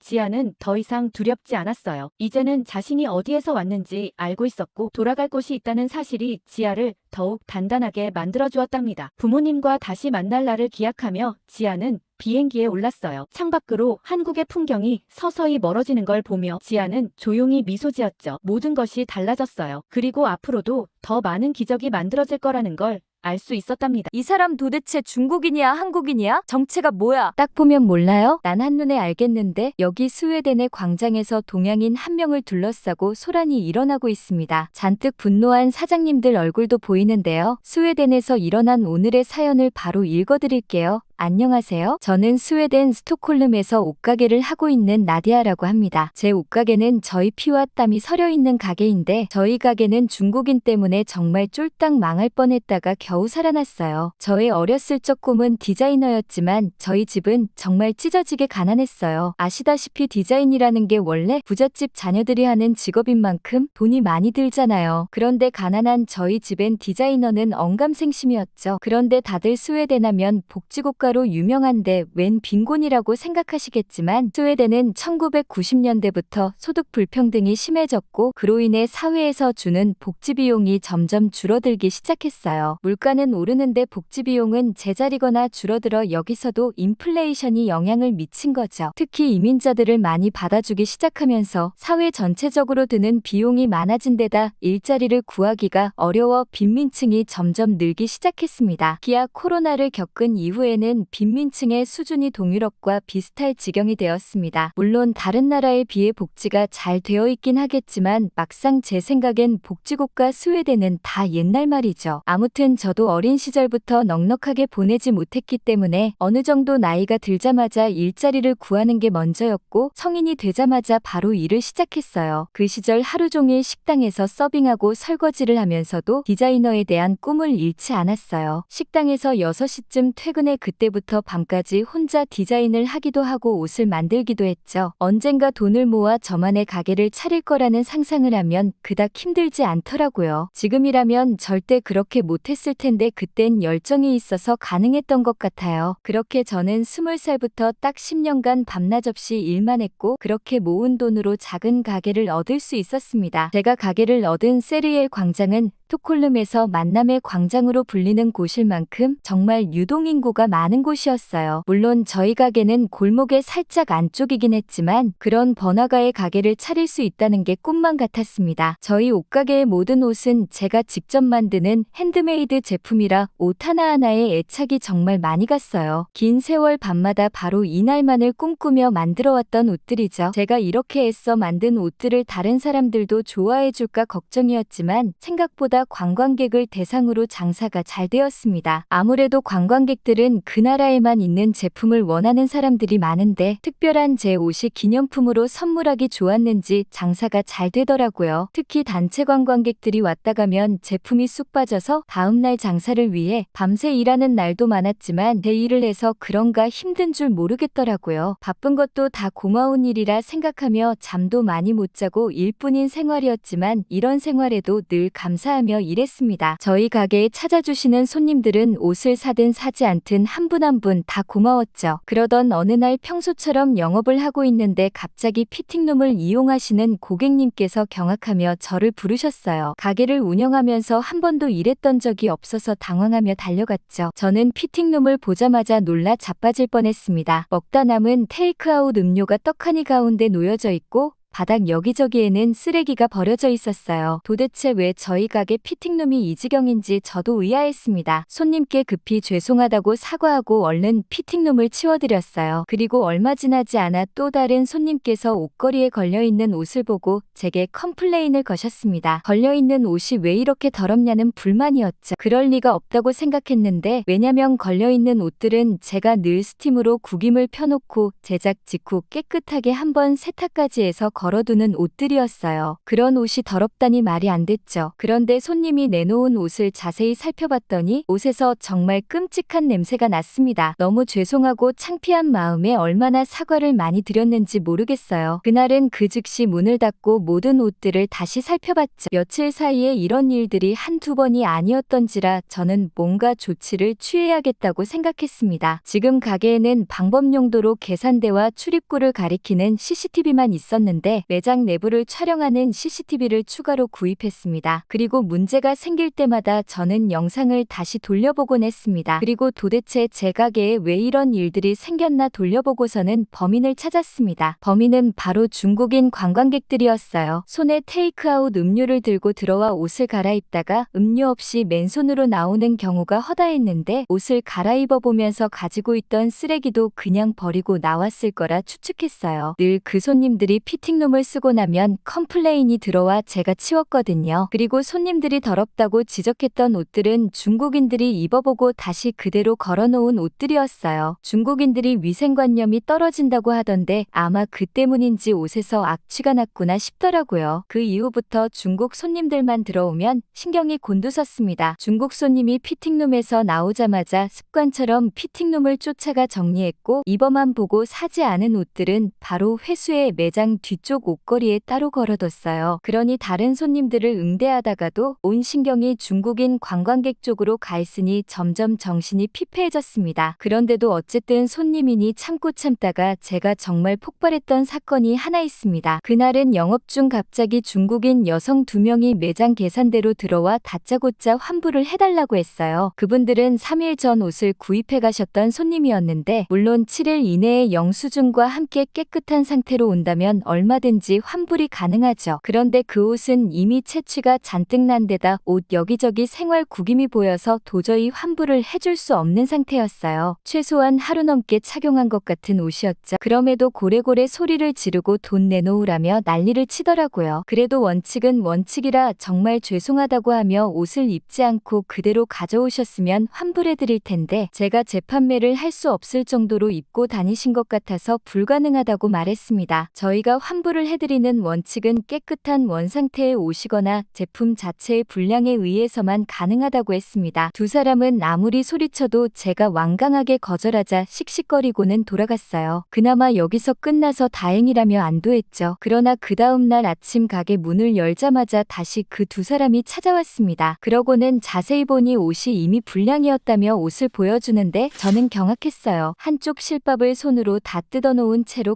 가져왔더라고요. 저희 집 옷은 공장에서 만들어지는 게 아니고 100% 핸드메이드라 제 손을 거치기 때문에 절대 저런 경우가 생길 수 없습니다. 간혹 작은 봉제 불량이나 실밥 마감이 소홀한 경우는 있을 수 있지만 저 정도로 엉망인 퀄리티의 옷이 매대에 걸린다는 게 애초에 말이 안 되거든요. 시간이 걸리더라도 제가 하나하나 다 검수를 하기 때문이죠. 물론 저도 사람이라 어느 정도 실수를 할 순 있지만 저 옷은 절대 아니었어요. 처음에 사갈 때도 싸게 해달라며 옷을 꼼꼼히 보고 흠을 잡으며 깎아달라고 했던 옷인데 저 정도였다면 이미 옷을 샀을 때 알아챘을 텐데 말이 안 되는 얘기였죠. 어제 제가 환불이 안 된다고 했더니 옷을 완전 걸레처럼 만들어 놓고 저런 식으로 가져오는 게 정말 화가 머리 끝까지 났습니다. 제가 어떻게 디자인하고 만든 옷인데 저런 취급을 받는 게 너무 열받더라고요. 그날 옷을 다 환불해주고 나서 속상한 마음에 가게 문도 닫고 친구를 만나러 갔습니다. 제 친구 아일라는 세르엘 광장에서 식당을 하는데 보자마자 너무 우울해하는 제 모습을 보고는 영문도 모르면서 바로 가게 문을 닫고 무슨 일이냐고 큰일 생겼냐며 저를 달래줘. 저는 친구 아일라에게 중국 중국인 환불 사건과 더불어 이때까지 골치 아팠던 일들을 줄줄 얘기했습니다. 그러자 아일라는 식당에서도 마찬가지라며 식당 사장님들은 이미 중국인들 안 받은 지 꽤 됐다고 하더라고요. 그러면서 제게 인쇄물을 하나 보여주며 중국인들 오지 말라고 붙여놓은 건데 우리도 피해가 장난이 아니었는데 이거 붙이고 이제 좀 낫다는 얘기를 했습니다. 그런데 저는 외모만 보고 어떻게 구별할 수 있냐고 되물었죠. 사실 저야 저희 가게에서 진상을 피웠던 손님들이 중국인이라는 걸 알았던 이유가 CCTV에 같이 녹음된 음성정보 때문이었고 솔직히 동양인들이 비슷비슷하게 생겨서 구별하기 어려웠거든요. 제가 그래도 조금 눈치챈 건 한국인들이 다른 중국이나 일본인보다 더 세련된 옷차림에 부드러운 말투를 갖고 있다는 점이었고 중국인들은 굉장히 시끄럽고 무례했습니다. 그렇지만 바로 알아보긴 어렵다고 생각했어요. 아마 한국 사람들도 서양인을 보고 그 사람이 미국인인지 스페인 사람인지 한눈에 구별하긴 어려울 거라 생각해요. 그런데 아일라가 들려주는 이야기는 정말 믿기 어려울 만큼 신기했습니다. 아일라는 한눈에 알아볼 수 있다고 하면서 중국인들은 우선 전혀 종업원을 배려하지 않는다고 했어요. 사실 인건비가 워낙 비싸기 때문에 식당 사장 입장에서는 종업원을 많이 쓸 수 없는데 중국인들은 종업원을 신화쯤 되는 줄 아는지 들어오자마자 계산할 때까지 한번 붙들어 놓은 종업원을 잘 보내주지 않는다고 하더라고요. 계산을 할 때도 무조건 자리에서 계산하고 싶어하고 메뉴를 고를 때도 한참을 기다리게 만든다고 했어요. 그리고 셀프로 자리를 정리하고 가는 가게에서도 절대 정리하지 않고 그대로 나가기 때문에 중국인인 줄 알아채지 못할래야 못할 수가 없다고 했습니다. 그러면서 아일라는 한국인 칭찬을 입이 마르도록 했습니다. 한국 사람들은 완전 중국인 정반대인데 메뉴를 고를 때부터 종업원이 서서 기다리는 걸 미안해한다고 했어요. 그래서 미리 주문할 걸 생각해놓고 종업원이 오자마자 빠르게 주문한다거나 죄송하다고 하며 조금 있다가 와달라고 부탁한다고 했습니다. 그리고 한국인들이 다녀간 자리는 한번 쓱 닦기만 해도 될 정도로 깨끗하다고 얘기했습니다. 아일라의 말을 들으면서 저는 소름이 끼쳤어요. 생각해보니 제 옷가게에서도 그런 것 같았거든요. 중국인들은 옷을 고르는 내내 제가 옆에 따라다니며 이것저것 요구사항들을 다 들어주길 바랬던 반면 한국인들은 오히려 가까이 가는 걸 싫어하는 눈치였어요. 다들 조용히 들어와서 조용히 봤었던 것 같았죠. 게다가 옷을 갈아입어보고 나올 때도 다시 옷걸이에 그대로 걸어 제게 준 적도 많아 제가 놀랐던 적이 많았었던 것 같아요. 한국인과 중국인을 구별하는 건 이렇게 쉬웠는데 그동안 왜 몰랐을까 생각하게 되었죠. 그러자 아일라는 중국인 금지 인쇄물이 가게에 많다며 하나 가져가라고 했습니다. 저도 더 이상 제 가게가 중국인 때문에 엉망이 되는 걸 원치 않았고 중국인 관광객을 거절해야겠다 생각했어요. 그 인쇄물이 중국인들 사이에서도 꽤 유명한지 그걸 붙이고 난 다음에는 다시 예전처럼 평화롭게 매장이 굴러갔어요. 중국인들이 오지 않으니 한결 마음이 편했죠. 그러던 어느 날 가게에 웬 중국인처럼 생긴 손님이 들어왔습니다. 저는 바로 앞에 마크 못 봤냐며 중국인은 출입금지라고 알려주었어요. 그러자 그 손님은 한국어를 막 하면서 따지는데 제 느낌엔 중국인으로 오해해서 굉장히 기분이 나쁜 것 같아 보였어요. 저는 아차 싶어서 정말 죄송하다고 미안한 표정을 지으며 기분 나쁘셨냐고 얘기했지만 그 손님은 한참을 뭐라 하더니 휙 하고 가버렸습니다. 아무리 봐도 떡진 머리에 촌스러운 행색이 딱 중국인이었는데 한국인과 헷갈리다니 정말 큰 실수를 했다고 생각했습니다. 다음 날 아침 눈을 떠보니 제 휴대폰에 수많은 메시지와 전화가 쏟아져 있었습니다. 이게 도대체 무슨 일인가 싶어 놀라서 휴대폰을 살펴봤더니 제 가게가 인터넷에 올라왔더라고요. 한국인 차별에 인종차별하는 가게라며 잔뜩 욕이 달려 있었죠. 이미 게시글은 밤새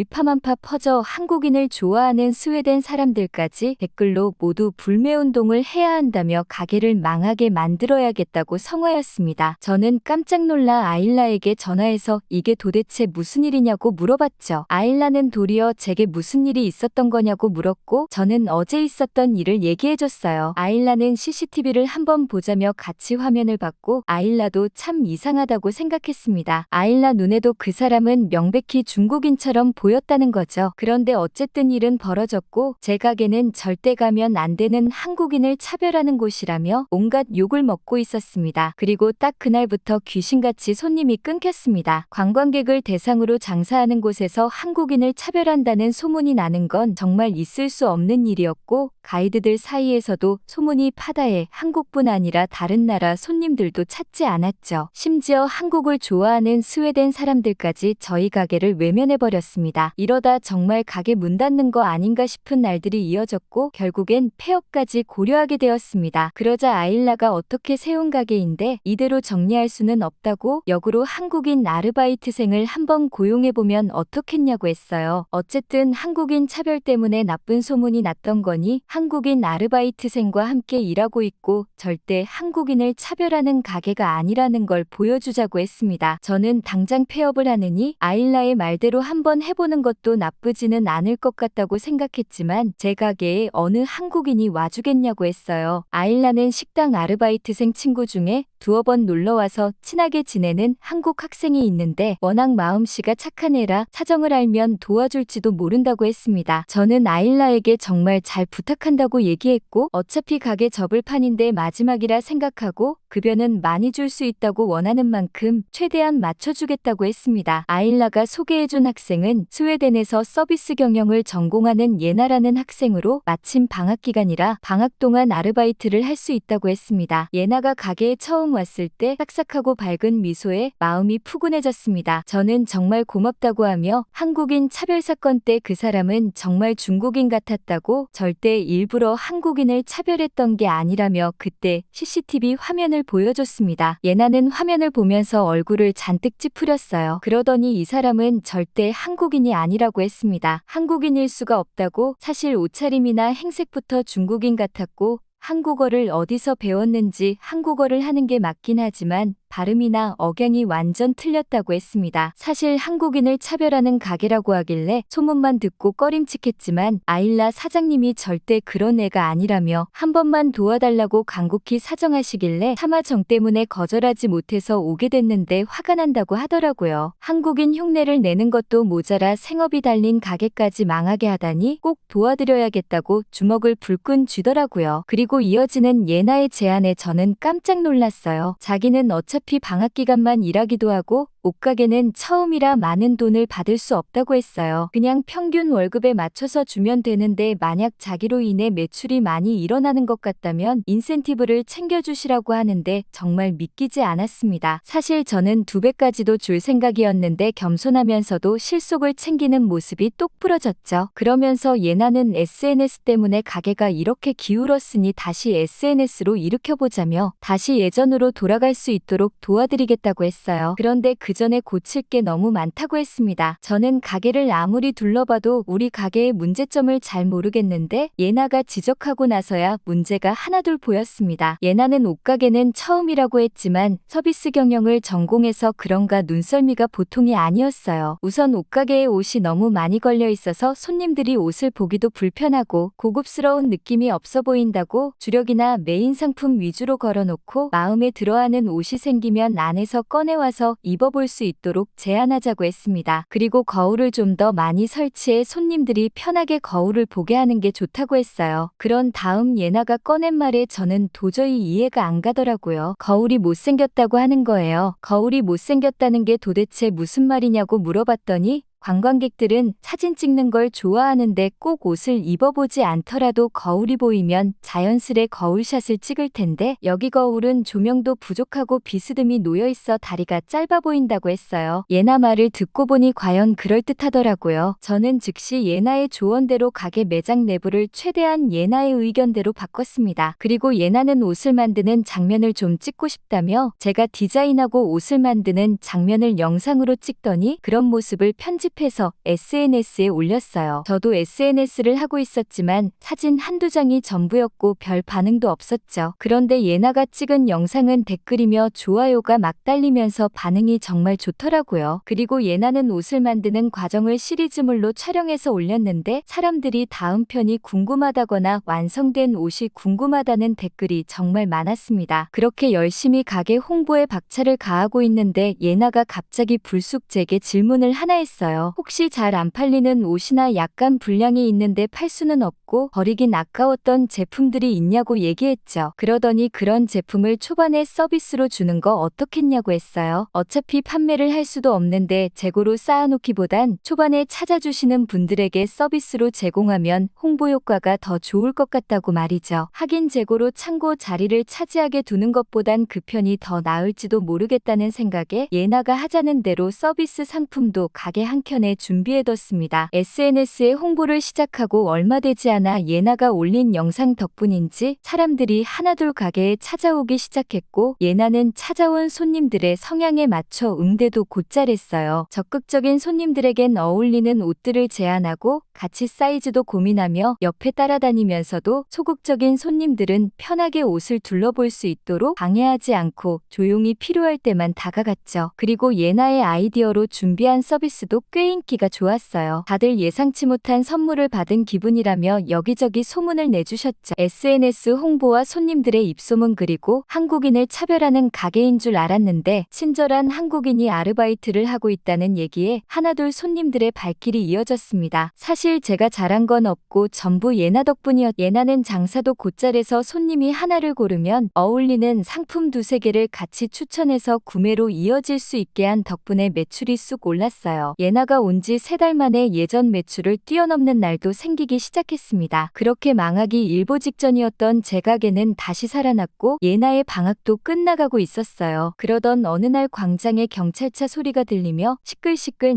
난리법석이었어요. 무슨 일인가 싶어 광장에 나가봤더니 한 식당 사장님이 누군가와 대판 싸우고 있었습니다. 그런데 저는 그 상대의 얼굴을 보고 피가 거꾸로 솟았습니다. 바로 제 가게를 망하게 했던 바로 그 사람이었죠. 저는 얼굴을 다시 한번 확인하려 가까이 다가갔습니다. 식당 사장님은 중국인 안 된다고 했는데 왜 계속 들어와서 남의 가게에 행패냐고 화를 내셨고 그 사람은 또 한국어로 뭐라 얘기하고 있었어요. 그때 이 광경을 보던 예나가 등장했죠. 그러더니 예나는 한국어로 그 사람에게 말을 걸었는데 갑자기 그 중국인이 입을 꼭 다물었습니다. 나중에 예나에게 뭐라고 했냐고 물어봤더니 프리팁에 대만 독립이라고 말해보라고 했다고 하더라고요. 주변에 촬영하는 사람들이 워낙 많으니 잘못 영상 올라가면 저 사람도 끝장이라 입도 뻥끗 못한 거라고 했어요. 그런 다음 예나는 경찰에게 다가가서 이 사람은 한국인이 아닌데 한국인인 척 스웨덴 사장님들을 곤란하게 하고 있는 것 같다고 했어요. 저번에 저희 사장님도 이 사람이 SNS에 올린 허위 사실로 가게가 망할 뻔했는데 계속 이런 짓을 하고 다니는 것 같다고 조사해달라고 했죠. 온 동네 사람들이 그 중국인을 향해 수군댔습니다. 가뜩이나 스웨덴에서 중국에 대한 감정이 안 좋은데 기름을 붓는 격이었. 얼마 지나지 않아 경찰 조사 결과가 나왔고 그 중국인은 스웨덴 사람들이 중국을 거부하는 것에 대해 강한 반감을 갖고 있다고 했습니다. 왜 대국인 중국을 계속 차별하면서 오히려 한국인은 그렇게 반기는지 화가 난다고 했죠. 그래서 중국인을 거부하는 가게들만 골라서 범행을 저질렀다고 했습니다. 먼저 중국인 거부 표시가 있는 가게에 들어간 다음 중국인이라고 나가라고 하면 한국어를 하며 화를 낸 다음 이 일을 SNS에 올렸다고 했습니다. 인종차별과 한국인 차별로 그 가게에 대한 유언비어를 퍼뜨려 망하게 하는 게 목표라고 했습니다. 저희 집처럼 이렇게 당한 곳이 한두 군데가 아니라고 하더라고요. 정말 지독한 중국인이 경악스러우면서도 예나가 아니었다면 우리 가게도 폐업했을 텐데 섬뜩했죠. 예나에게 정말 가슴 깊이 고마움을 느꼈습니다. 그리고 어느덧 예나의 방학이 끝나갔죠. 예나에게 정말 고마웠다며 제가 할 수 있는 한 성의껏 퇴직금을 줬어요. 예나는 인센티브가 뭐 이리 많냐며 그동안 모은 거 다 저한테 주신 거 아니냐면서 너무 부담스럽다고 했습니다. 그 중국인 때문에 장사가 안 되는 동안 손해를 많이 보셨을 텐데 다 안 주셔도 된다며 도로 제게 막 돌려주더라고요. 저는 예나가 아니었다면 지금쯤 폐업해서 손가락만 빨고 있었을 텐데 덕분에 계속 장사를 할 수 있었다고 하면서 제 고마움의 표시니 받아달라고 사정사정했어요. 예나는 한참 고민하더니 알겠다고 좋은 곳에 감사히 쓰겠다고 했습니다. 그렇게 예나는 학교 학교로 복귀하고 저도 다시 일상으로 돌아왔어요. 혼자라 바빴지만 바쁜 게 정말 감사한 일이라는 걸 절실히 깨달은 저는 더 열심히 일했죠. 그런데 어느 날 제게 걸려온 전화 한 통에 깜짝 놀랐습니다. 그곳은 입양센터였는데 제게 기부를 해주셔서 감사하다고 전화가 걸려왔더라고요. 저는 기부를 한 적이 없는데 무슨 말이냐고 했더니 아니라며 한국에서 입양한 아이들을 위해 써달라고 기부를 하셨고 기부자 성함이 나디아 아니냐고 했죠. 제 이름과 가게 주소를 불러주는 걸 보면 분명 정보는 맞는데 의아했어요. 그런데 저는 금액을 듣고서는 예나가 떠올랐죠. 예나가 그때 좋은 곳에 감사히 쓰겠다고 했는데 제게 큰 금액을 받은 게 영 부담스러웠던지라 기부를 했던 모양이었어요. 입양센터에서는 기부자님을 초청하여 기부금이 어떻게 쓰이고 있는지 알려드리는 행사가 있다고 제게 행사 일정을 알려줬죠. 저는 일단 알겠다고 하고 즉시 예나에게 전화를 걸었어요. 어쩜 이런 일을 다 했냐고 예나에게 말했더니 예나는 사장님께 받은 금액이 너무 커서 혼자 쓰기에는 양심에 찔렸다고 했어요. 그냥 자기는 알바생이라 돈을 받은 만큼 일을 한 건데 그 이상 챙겨준 게 부담스러웠고 사장님께서 받아달라고 사정을 하는 통에 받았지만 뜻깊은 곳에 쓰고 싶다고 했죠. 그곳은 예나가 주말마다 한 번씩 봉사를 가는 입양센터라고 했습니다. 예나 본국인 한국에서는 입양 문화가 발달되어 있지 않아 부모 없는 아이들이 해외로 입양을 많이 온다고 했어요. 그래서 스웨덴에 유학 와서 가까운 곳에 입양센터가 있다는 걸 알게 되었고 한 번씩 봉사활동을 하러 다닌다고 했죠. 어쩜 생긴 것도 고운데 마음씨까지 곱더라고요. 예나에게 센터에서 말해준 행사를 알려주고 같이 가보자고 했고 저는 그 센터에서 정말 마음이 아팠습니다. 이제 막 태어난 핏덩이 같은 아이들부터 어느 정도 자란 아이들도 있어 다들 해맑은 아이들이었는데 새로운 가족을 기다리고 있다니 마음이 쓰이고 좋은 가정을 만났으면 좋겠다는 생각이 들었어요. 저는 그날 이후로 예나와 함께 센터 봉사활동도 다니고 기부도 하고 있어요. 기부라고 해서 거창한 금액은 아니고 제가 할 수 있는 선에서 조금씩 보태는 거지만 기부를 하고 나면 제가 더 뜻깊었죠. 아무튼 예나 덕분에 저는 가게도 살리고 봉사활동까지 하며 정말 다른 삶을 살고 있어요. 한국에는 참 좋은 청년들이 많은 것 같아 부럽다는 말을 전하며 이만 사연을 줄이겠습니다. 오늘 나디아 씨의 사연 어떻게 들으셨나요? 외국인들이 처음 봤을 땐 한국 사람과 중국 사람을 헷갈릴 수 있다는 게 이해가 가면서도 기분이 나쁜데요. 아마 한국이 점점 더 널리 알려지면 알려질수록 중국과는 확실히 다르다는 걸 다들 알 수 있겠죠? 예나 같은 학생이 많아지면 이런 건 시간 문제일 텐데요. 이전 사연 중에 망해가는 포르투갈 식당을 살린 서윤 학생 생각도 떠오르네요. 궁금하신 분들은 추천 영상을 참고해 주시고요. 오늘 사연이 뿌듯하셨다면 구독, 좋아요 꼭 눌러주세요. 이상 감동필름이었습니다. 끝까지 시청해 주셔서 감사합니다.